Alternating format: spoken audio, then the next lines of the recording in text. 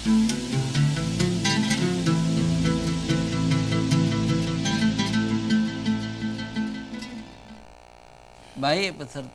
pemirsa CTV yang dimuliakan oleh Allah Subhanahu wa taala, kita masih bersama Ustaz menjawab.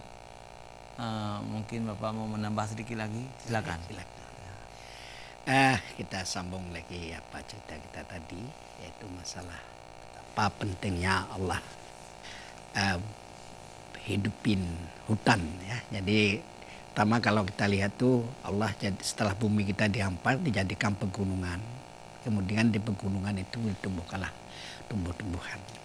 Jadi sudah kita sampaikan bahwa itu hutan itu merupakan salah satu bendungan. Kemudian juga hutan itu sebagai industri oksigen. Nah, gitu kan. Nah, kemudian juga sebagai regulator panas bumi. Istilahnya dengan hutan menyimpan air, itu kondisi alam kita itu tidak panasnya itu diserap. Istilah itu tidak terjadi, yaitu pemanasan global yang salah satunya akibat ketidakadaan tumbuhan tadi. Kita kalau bicara masalah yaitu pertama sekali tadi adalah pendayagunaan ya.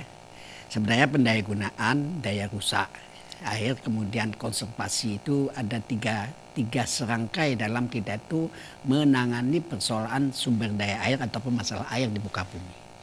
Jadi kalau di mana-mana sekarang ini terjadi yaitu banjir. Fenomena banjir ini di mana-mana, bukan aja malah di Saudi Arabia. Itu kalau Saudi Arabia itu tambah parah. Mengapa saya katakan hutan memang nggak ada di sana. Iya. Jadi begitu terjadi hujan, itu debu padang pasir itu ya dihanyutkannya semua itu. Wah, besar-besaran tuh. Nah, itu yang jadi malapetaka. Jadi kalau di sana itu angin juga jadi malapetaka, hujan juga malapetaka. Itu kalau di padang pasir, pasir debu itu kalau ditiup angin pindah itu satu-satu gunung pindahnya. bukan. Istilahnya seperti terjadi pemindahan daratan dari satu tempat. Kalau sana udah biasa. Maka justru karena itulah kalau orang padang pasir itu dia pakai surban yang bisa menutup muka. Kan gitu kan. Jadi ketika ada angin itu dia tutup muka dia itu. Jadi kalau kita contoh-contoh itu udah lucu, kita nggak ada angin. Baik, ini ada pertanyaan ya. Ada SMS dari Bapak Musyafarul Ardi di Kampung Pineng. Ya. Kampung Pineng mulai kering ya? Ya. Bukan Kampung Syakwala ya. Kecamatan Syakwala ya. Salam, mudah-mudahan Ustadz berdua berada dalam kondisi sehat. Oke. Amin. Oke. Alhamdulillah, sangat bagus hari ini temanya. Saya berpendapat dunia ini hampir dekat kiamat. Karena manusia sudah rakus merusak alam lingkungan. Coba bayangkan, tempat gajah tidak ada lagi. Akhirnya gajah turun ke kampung-kampung. Betul sekali. Dan manusia pun sangat kejam membunuh gajah. Seperti terjadi di Aceh Utara dan di Aceh Barat. Bagaimana pendapat Ustadz tentang hal ini? Apakah ada hubungan dengan lingkungan hidup? Mohon penjelasan. Ya, bagus. Dah jelas lingkungan itu sebenarnya segala sesuatu, semuanya yang ada di luar kita itulah lingkungan kita. Baik yaitu berupa yang bernyawa, tidak bernyawa, udara dan segala macam itu lingkungan. Ya. Memang lingkungan ini seperti saya katakan tadi bahwa Allah jadikan lingkungan ini dalam keadaan seimbang. Kalau tadi Pak siapa tadi yang menelpon tadi menyatakan bahwa gajah tak tahu kemana dia mengadu lah katakan gitu kan. Ya, Bapak Musyafarul. Ya, Pak Musyafarul tadi. Ardi. Kalau saya kasih kata lain, binatang-binatang tak tahu kemana mengadu. Iya. Mahligai ataupun istana-istananya sudah diporak-porandakan oleh tangan-tangan manusia. Kayak gitu kan. Itu salah satu gejala sebenarnya. Kalau memang katakan bahwa kita sudah mendekati kiamat, mungkin saja bisa. Tapi belum kiamat belum kan gitu kan. Nah, itu Allah yang tahu kan itu. Ya, dari tanda-tanda mungkin saja banyak kali maksiat segala macam. Tapi ya Nabi Isa kan belum turun ya sama Dajjal apa sudah. Mungkin Dajjal pun sudah turun, cuma kita tidak rasakan bahwa kita ini di lingkungan Dajjal hari ini. Gitu kan, bisa saja itu. Nah, jadi kalau kita lihat fenomena alam, sebenarnya itu fenomena alam itu kejadian yang memang terjadi di muka bumi, itu adalah kehendak Allah. Jadi kalau kita nyauti apa pertanyaan tadi itu semuanya itu adalah akibat daripada keserakahan manusia yang sudah dikasih kecerdasan untuk menjadi khalifah di bumi. Kecerdasan ini tidak dipakai. Ketika kecerdasan tidak dipakai, maka manusia itu berubah menjadi jahiliyah. Kan enggak kali kan? Inilah sifat-sifat jahiliyah. Ketika sifat jahiliyah ini sudah menjadi baju oleh manusia, maka terjadilah kegoncangan di muka bumi. Tunggu saja mungkin ketika kita selama ini bukan saja banjir, gunung berapi meletus, kemudian topan melanda di mana-mana. Ini salah satu itu kalau kita cari benang kusutnya memang agak sulit, tapi kita bisa buka sedikit-sedikit itu. Mengapa ini terjadi semua? Itu kita jawabannya itu dalam Al-Quran dah jelas. 15 abad yang silam Allah telah memberikan petanda-petanda atau mewanti-wanti kepada kita. Ketika bahwa pada 15 abad yang silam juga sudah terjadi kerusakan. Sudah terjadi kerusakan di bumi, di darat dan di lautan.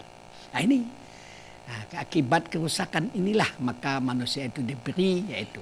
Jadi akibat daripada tadi merusak ekosistem itu sebenarnya dalam satu kesatuan bumi itu saling mempunyai bersinergi bekerja antara yaitu unsur-unsur yang ada di bumi menjadi satu, menjadi ekologi. Bagaimana maksudnya itu? Laut mengapa 2/3 dijadikan Allah? Itu ada tujuan Allah. Kemudian mengapa ada gunung? Ada juga, itu pun ada tujuannya mengapa Allah jadikan gunung. Sebenarnya kejadian gunung itu bukan untuk diletuskan. Gitu kan? Kenapa meletus? Itu nanti persoalannya. Itu bukan dijadikan, itu masa jadi pasak bumi gunung. Arti pasak bumi ini memperkuat bumi. Keberadaan bumi ini diperkuat dengan adanya gunung. Itu maksudnya gitu. Bukan sebenarnya untuk meletus seperti banjir tadi. Banjir kan air hujan. Sebenarnya air hujan itu bukan untuk jadi malapetaka, tapi untuk rahmat. Kenapa jadi malapetaka? Begitu juga dengan angin. Kalau tidak ada angin, kita itu tidak bisa bernapas. Mengapa kita tidak bernapas? Yang memproduksi oksigen itu kan di hutan. Di hutan sana itu produksi yang paling banyak oksigen. Bagaimana bisa mengalir ke tempat kita? Itulah angin yang menyebar luaskan ke seluruh penjuru bumi. Termasuk Saudi Arabia itu yang nggak punya hutan. Mengapa di sana ada oksigen? Itu tadi sirkulasi tadi itu oleh tiupan angin. Maka Allah di dalam Al-Quran itu mengatakan selalu, saya tiupkan angin, kata Allah. Nah, jadi ini kata kunci itu saya tiupkan angin ini untuk meniup awan di sana di surat Ar-Ra'd itu. Di surat Ar-Rum 48 tuh. Surat Ar-Rum 48. Ini niupkan angin, kemudian baru terbentanglah awan yang bergumpal-gumpal. Itu bahasa Allah. Memang kita lihat demikian. Di atas ada itu awan itu bergumpal-gumpal terbentang. Kemudian dari selah-selahnya itu timbullah bintik-bintik. Itu ayat Al-Quran tuh. Bintik-bintik maka terjadilah hujan. Ketika hujan ini turun di tempat yang dia kehendaki. Ya, ini kata kunci. Jadi hujan itu tidak sembarangan turun. Itu di tempat yang dikehendaki oleh Allah Subhanahu wa taala. Maka terjadilah hujan dan spontan kita itu bergembira. Nah, jadi kebalikan dengan pertanyaan tadi itu. Kalau pertanyaan tadi itu sudah merusak itu. Jadi di dalam tanggapannya seperti itu memang kita tanggap itu adalah perbuatan orang yang tidak punya istilahnya kecerdasannya tidak dipakai. Allah jadikan bahwa kita ini di dalam surat Al-Quran dinyatakan bahwa Allah jadikan makhluk cerdas, itulah kita. Apa arti makhluk cerdas? Dia itu bisa berpikir untuk apa Allah jadikan barang ini. Dan yang paling pokok lagi dia dijadikan oleh Allah untuk apa? di muka bumi ini dan mau kemana dia pergi setelah ini nanti. Itu harus tahu. Ketika dia tidak paham zat diri dia itu, berarti dia belum punya cerdas walaupun dia teknologinya sudah bisa menembus ruang angkasa. Ruang angkasa jauh sana bisa ditembus, tapi ketika dia itu belum juga mempunyai akidah yang benar terhadap Allah Subhanahu wa taala, itu kecerdasannya belum. Mengapa sekarang demikian? Sebab kita dulu sebelum kita lahir roh kita itu udah dikasih cerdas bahwa Allah itu Tuhan kita. Iya. Ya kan gitu. Iya. Nah, tapi ketika dia di bumi kecerdasannya hilang. Bukan untuk Allah saja, ketika dia itu berpaling kepada Allah, bumi-bumi ini dia hajar sama dia itu. Ini ada SMS lagi, silakan. Pak. Assalamualaikum warahmatullahi wabarakatuh. Waalaikumsalam warahmatullahi Bapak Ustadz yang terhormat, saya tertarik dengan perkataan Bapak Ustadz tadi bahwa tidak ada sungai yang lurus, yang ada Ya, seperti ular. Iya. Tapi Ustadz, itu sungai Aceh di Lamnyong itu lurus sekali Ustadz. Mohon penjelasan Ustadz. Wassalam. Ida. Ya. Dari Baik, Ida. Ida ya. Ida aja. Ya, ada Ida lah katakan aja ya. Sebab saya lebih tua mungkin. Kalau udah tua ya maaf aja kan gitu. Itu yang di Lamnyong, ada Ida yang terhormat.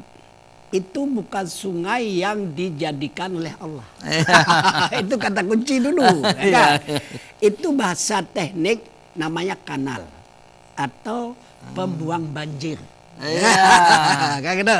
Itu bukan, itu dibuat oleh manusia. Kalau Allah nggak mau buat seperti itu. Coba tengok mulai dari sini batas dari sini dari Janto atau dari Selawah sana, tidak ada yang lurus satupun tuh. Itu buatnya sampai dia itu lewat Banda Aceh, lewat Pendayung, lewat Lambaro, Pendayung terus sampai ke Lampulo sana, akhirnya ke laut. Nggak ada yang lempang. Jadi itu namanya kanal banjir. Jadi membuang banjir. Membuang banjir. Ketika banjir begini ceritanya itu. Dulu ketika sebelum ada kanal banjir, itu Banda Aceh itu setiap tahun tenggelam. Setiap tahun. Kalau kita Pak Ustaz juga rasakan tuh dulu tahun 2000 terakhir. Iya, tahun 2000 itu setiap tahun kita banjir tuh. Ya. Selalu dikirim dari sana. Jadi oleh para katakanlah insinyur-insinyur yang bergelut di dalam air, ini banjir ini jangan lewat Banda Aceh semua. Gitu. Kalau lewat Banda Aceh semua tenggelam. Coba pernah kita ingat itu di Masjid Raya itu pernah sampai air ke sana. Yang saya teringat dulu ikan tuh hampir keluar dari kolamnya ada itu. 2000 juga. 2000 itu kan. Itu salah satu. Jadi ini untuk supaya tidak ke Banda Aceh, maka dibuatlah di daerah Bakoy sana itu kampung Bakoy simpangnya itu. Dari Bakoy sana lurus ke Alunaga sana dibuat. Itu kalau hitung-hitungannya yang ke Banda Aceh ini 1/3, yang 2/3 lewat sana dibuang. Nah, itu pembuangan. Jadi Mbak tadi itu bukan sungai, tetapi itu kanal banjir ya. Memang kadang-kadang kalau mahasiswa yang baru datang ke Banda Aceh nggak tahu sejarah daripada kanal banjir itu. Dia pikir itulah sungai Kerung Aceh, bukan. Ya, betul, mungkin di Ida ini orang muda. Baru datang ke Banda Aceh. Iya. Oke, nggak apa-apa itu ya. Ada lagi yang mau tanya ya? Belum ada. Nah, itu. Jadi kita. Tapi kita ingin tegaskan memang Banda Aceh dulu berkali-kali banjir. Silakan. Assalamualaikum. Waalaikumsalam warahmatullahi wabarakatuh. Dengan siapa, Bu? Saya mati. Silakan, Bu. Yo, ulang aja lagi. Kamu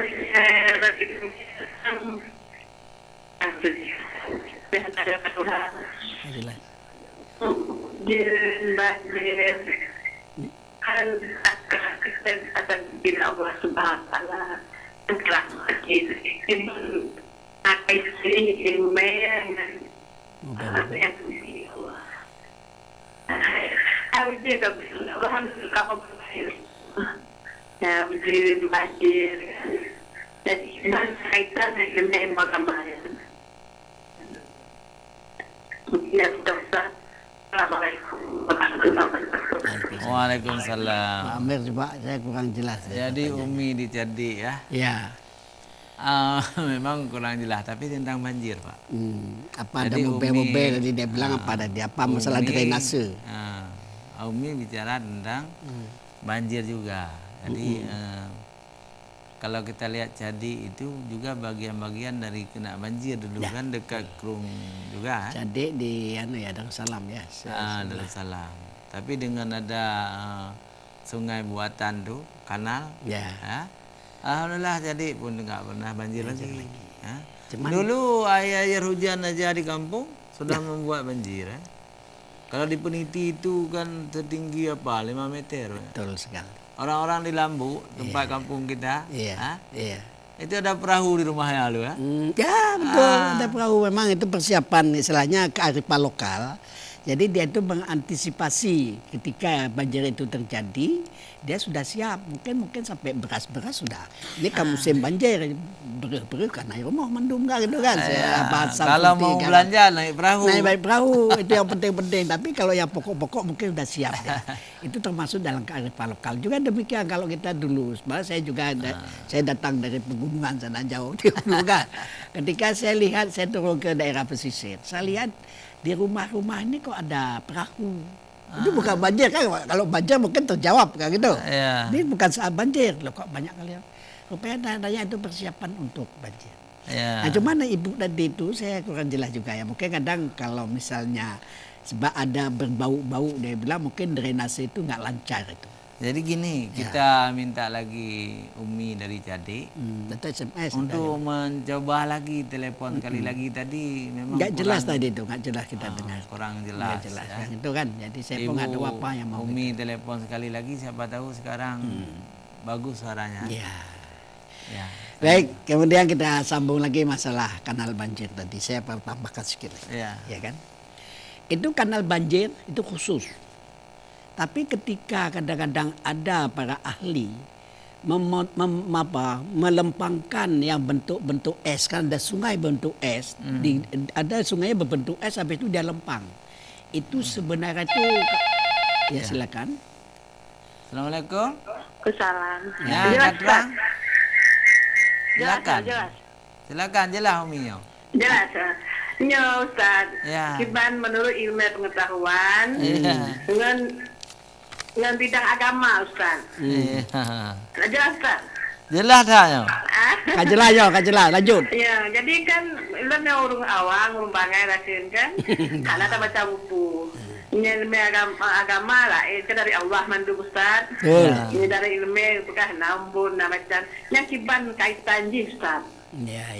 Banjir betul Allahnya kamu jamun kan? Saya kata Tuhan.